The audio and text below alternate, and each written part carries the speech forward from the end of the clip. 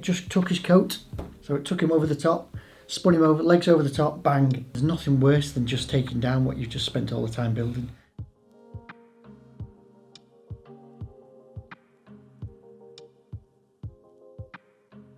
Hi guys, we're Steve and Alex from Bricklaying with Steve and Alex, and this is our backstory. I'm Steve, been a bricklayer since 1987. I'm just turned 54. Done all kinds of jobs, housing, conservatories, and a lot of private jobs. And then 2015, this one joined me.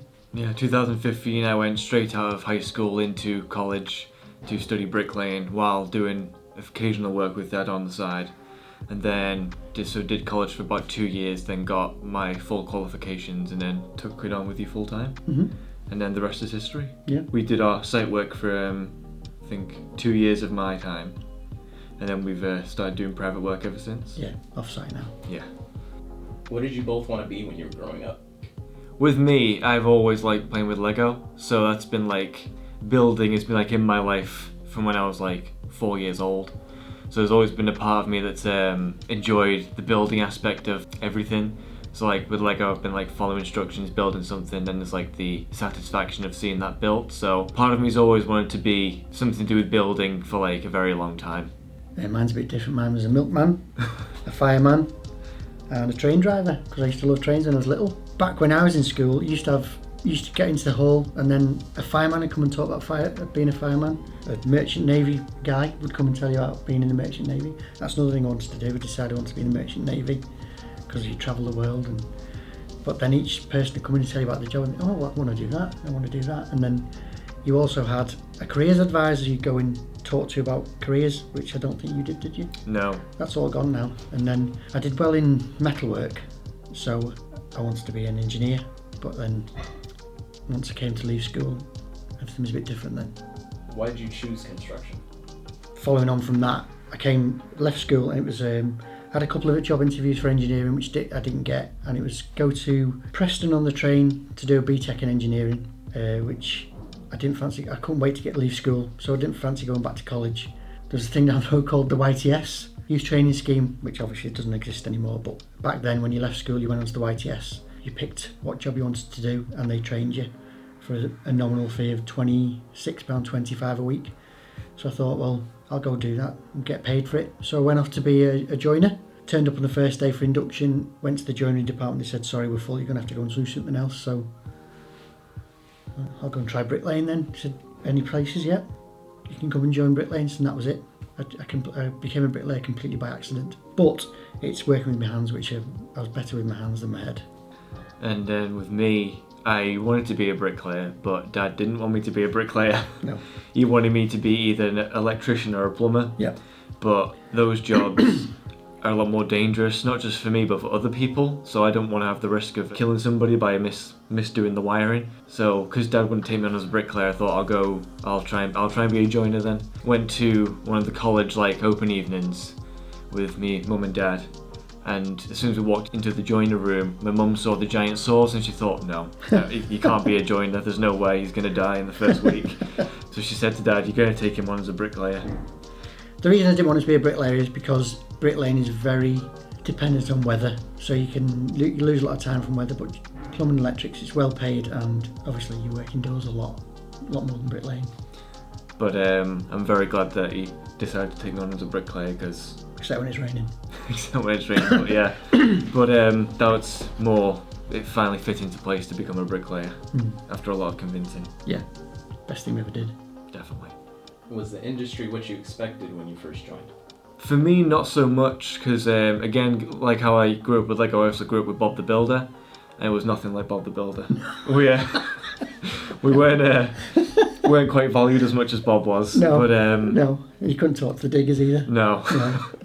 Going into the site work straight away was very different to what I thought, because obviously I'd seen a lot of how Dad worked doing private work. It was very different seeing that and seeing site work. The sites that we were on, some of them weren't exactly the best. A lot, and then come to the last ones we were on, we were treated very poorly. So as bricklayers, it was quite difficult, I found. It's been the last few years on site, it was really Grim. Yeah, so a lot different than how I thought it was going to be, but it didn't dissuade me. No. Because the private work that we did was exactly how I envisioned it. When I started, it was 1987, and health and safety was more or less non-existent. So it was like, go to work and take your life into your hands, really.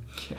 Dodgy scaffolding, kids driving dumpers, accidents. I never forget Andy, I called Andy a labourer. The mixer was just cleaned out with a scaffold tube, bang, bang, and all the rims all split. And Andy was doing a mix and he leaned over. It just took his coat, so it took him over the top, spun him over, legs over the top, bang, back underneath, over the top, and it was like a comedy sketch. He didn't get injured, but he was just killing round and round on the mixer, but no one could help him because everyone was laughing too much. Because this is back pre. So eventually someone got him off. He was unhurt, but it was so funny. The side of been shut down these days. The funniest thing was his screams as he was going round.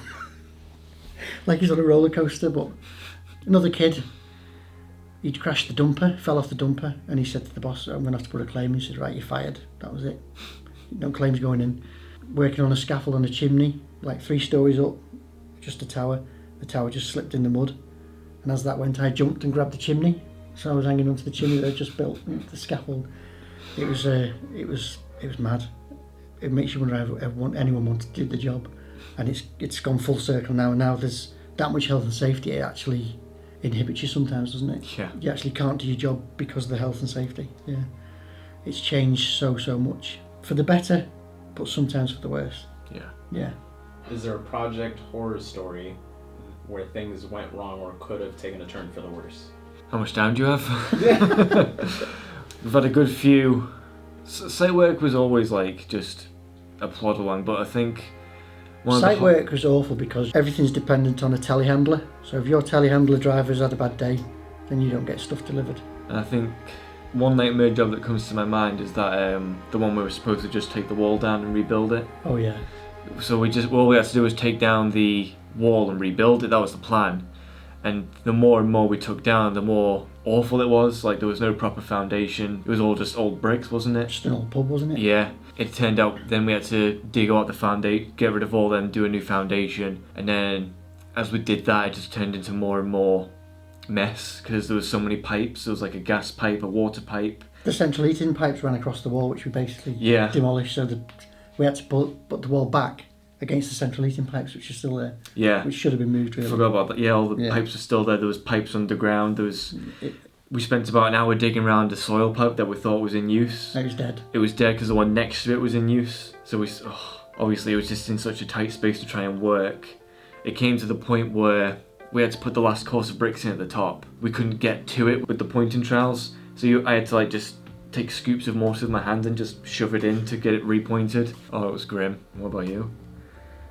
That's pretty much it, really. It's like you get your job where you make a mistake, you've got to take it down, and there's nothing worse than just taking down what you've just spent all the time building. No matter how small, even if it's just a few bricks, it's just a horrible feeling to take it back down again and redo it. Yeah.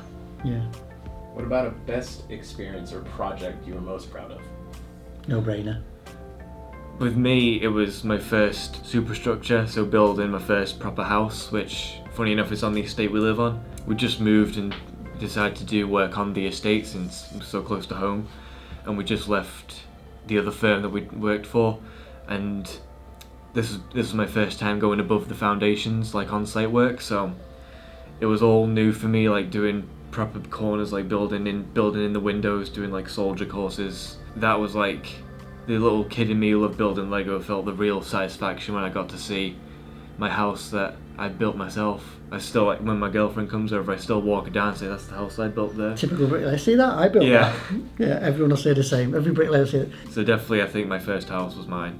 Mine's a bit more recent. Mine's the extension we did with A&E. Yeah. It's funny enough, just seeing on Instagram the pictures of the kitchen. It's just mind-blowing.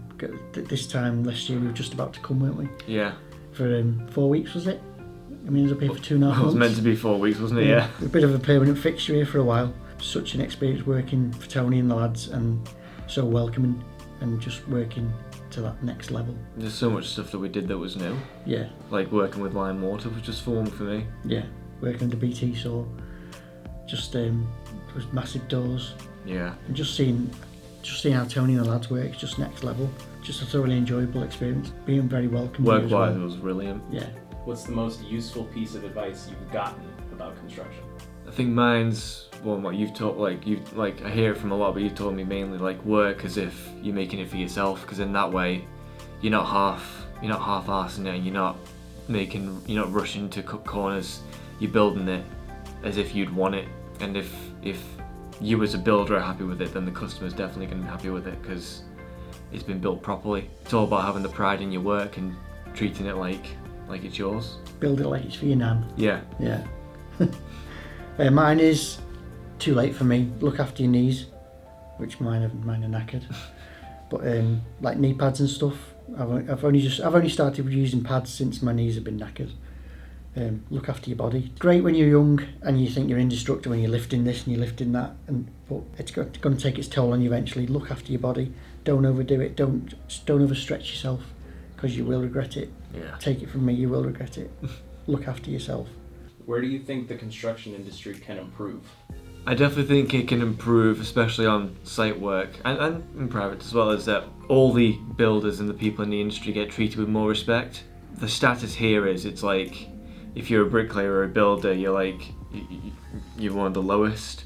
When I was in college, I was the only one there who wanted to be one. Everyone else was just tossed in. They were like, oh, you failed your maths and English. Yeah, get tossed into the bricklaying department. It's been built up, that reputation, that we're such dummies really, and we just can get tossed around and told what to do. And it's the same on site as well, where some agents are nice, but some agents just take advantage of that too and just toss you around and not really care whether you're treated fairly or not. So No. I definitely think it could improve where we get treated with the respect that we deserve, really, because there's a lot more behind just putting a brick on a wall. We've got all making sure it's done right, making sure it's priced right. There's a lot going on up here, even though people don't think so. Just be nice if people appreciated that instead of just treating us like... I always say you turn up on a job, the assumption is that you're just a cowboy builder. You've got to prove You've yourself. got to prove yourself. You've got to prove that you're not, rather than they appreciate who you are and what you're doing and what you're going to achieve for them. Because it's like Alex says, there's a lot more to just putting the bricks down, especially the houses. We set the houses out, Yeah. so the houses had to be square and in the right place, and a lot of pressure on us, and yet we were paid the worst in the foundations. Yeah, because on site, just going on to that real quick, we'd have the pins there set out, but we'd remeasure them, and Set out by an engineer. set out by an engineer. Then we'd check them, and 9 times out of 10 they'd be wrong. So Yeah. we did the extra effort to make sure the houses would be square. Yeah. The guys we worked for said never just follow the nails, check them. So they used to pay us to set out, so it wasn't too bad. Very rarely the nails were right, were they? Oh yeah. What's the most rewarding thing about brickwork? Again, I'm going back to 5-year-old who plays with Lego. We still play with Lego, Alex. Yeah, but once seeing the satisfaction of it being built and thinking to yourself, I've built that. The amount of jobs that we drive past now and we just say, oh, there we go, there's a nice looking wall there, it's the one we built. It's always that satisfaction, and there's also seeing the customer's satisfaction, because one wall I was doing, just as we built, he kept coming over and complimenting how great it looked and how great it was to see that someone as young as me was doing the work. So it was nice to see the customers enjoying the work too. And even recently doing the A&E job, the customer came over and shook our hands and said... He did. He said, I'll treasure this wall for the rest of my life. And just that's yeah. So it's rewarding in many ways, especially when the customers come around and say that. And when you've done a good job and you can stand back and think, wow, that does look pretty good. Yeah. When we did the foundations, obviously that's all you see of them. Everything else is buried, isn't it? Yeah.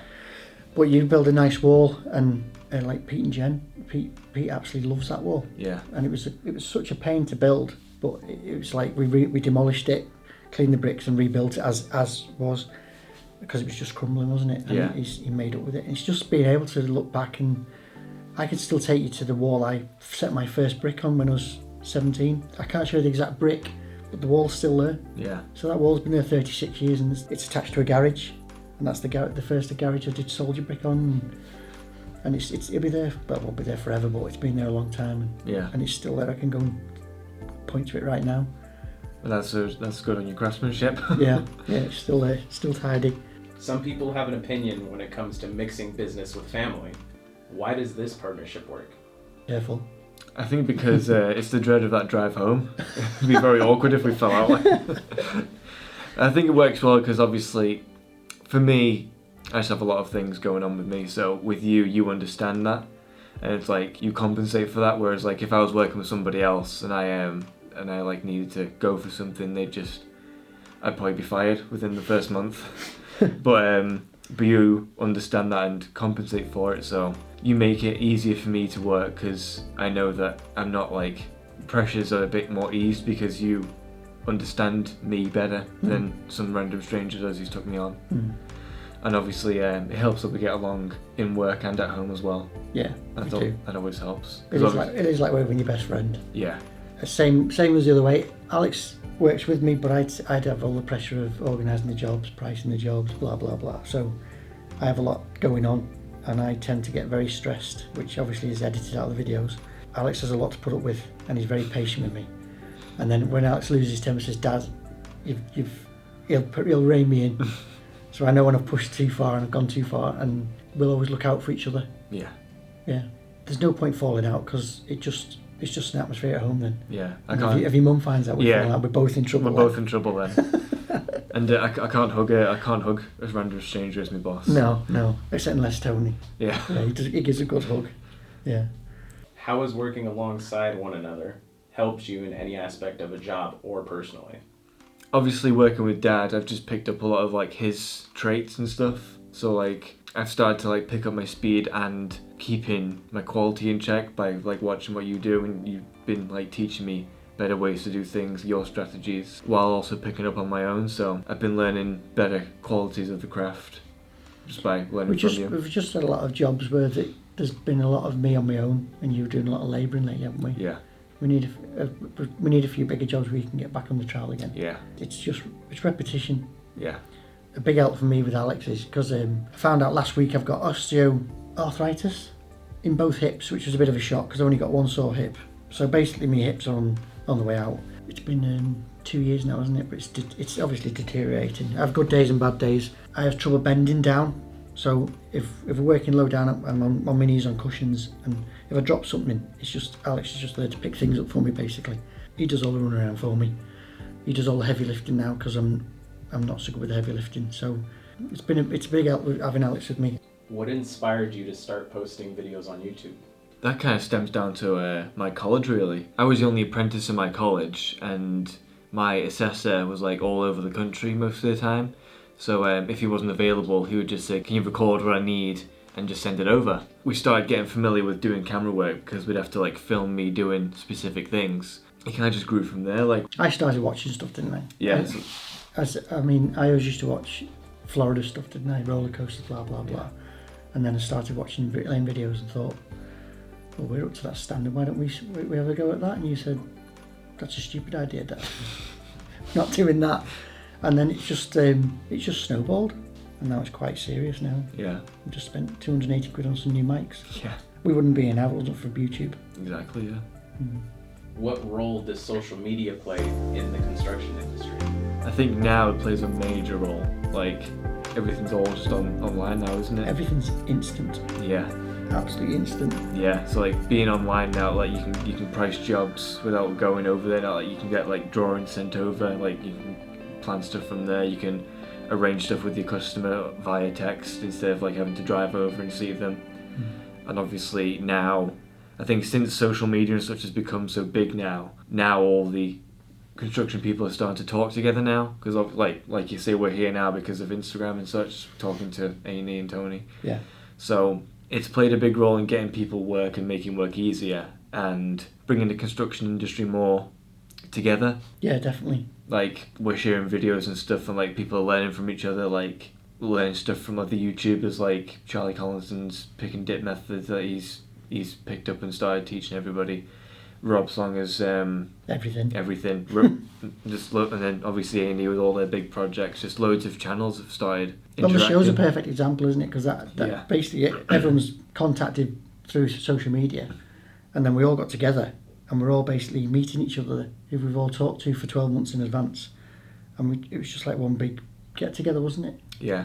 So I think 5 years ago, the construction industry wouldn't look anything like this. No. If you asked me to name 5 bricklayers, I couldn't name you 5 bricklayers. No. But now I can name you dozens. Yeah.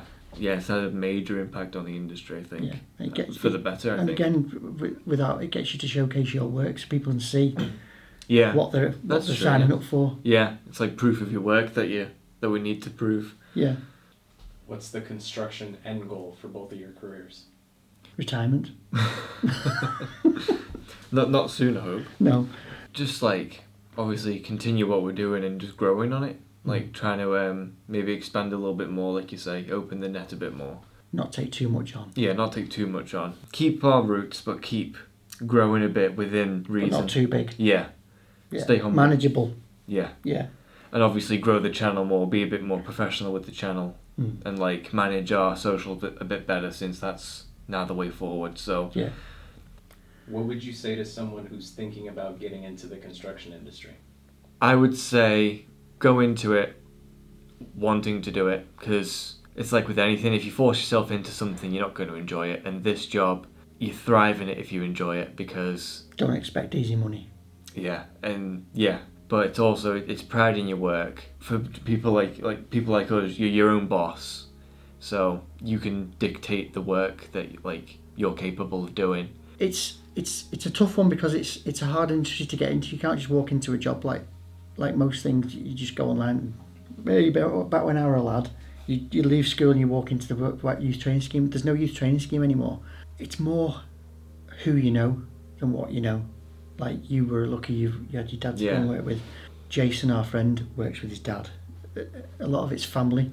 If you're not going into like site work, you want to do your own, get yourself well known. So like obviously, like I'd say start up like an Instagram, but get like business cards made, make your presence known and make your quality known, because that's what it is in this industry. You've got to make yourself. That's once you've started, though. It's actually leaving school and taking the leap, isn't it? That's true, yeah. But if you're leaving school, I would definitely say go to college and do at least your 2 years. So then you've got that training behind you, and you've got some of the technical mind for it. Then college, you got taught a lot of like the ins and outs of like health and safety and like some technical sides of it and common sense. There's no easy path where you can just go into it, and it's hard, because I'd like to advise people how to do it, but it's obviously, I've been doing it so long, I wouldn't actually know how to do it. You got your apprenticeship first, then you sorted college out, didn't you? A lot of kids go to college and then they look for apprenticeships. It's a difficult one, but it's worth it. Yeah. Be prepared to work hard, and once you're qualified, then you'll start making proper money. Yeah. So Alex, speaking to the younger generation, what appeals to you the most about the construction industry? With me, it's always down to the pride in your work. So obviously you get paid well for what you do. Like the better you are, the more you'll earn. And that's like a snowball effect then. The better you get, the more you earn, so on and so forth. But with me, it's always the pride of my work is the biggest appeal. So on the way to school every day, one of the houses we were picking someone up, next door there was a big structure being built.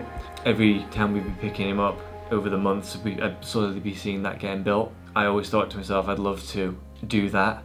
So like there was the appeal of wanting to build something and have that be like mine. So there's the pride in your work that I always keep saying, and there's the satisfaction of seeing something and knowing that it's yours and being paid for that too. So to the youth, it's satisfying, it's rewarding, and it's challenging in a good way. Like it's not easy, but you don't want it to be easy. It's good to have that challenge. You appreciate it more. Yeah, it's a bit of a challenge. You appreciate it more then, yeah. Thank you all so much for watching. Be sure to like, comment and subscribe. If you want to see more from us, you can find us on YouTube, Bricklaying with Steve and Alex. And you can also find us on Instagram, that'll be Steve and Alex Bricklaying. And we want to give a massive thank you to A&E for having us. It's been great being here, so thank you very much. And we'll see you next time.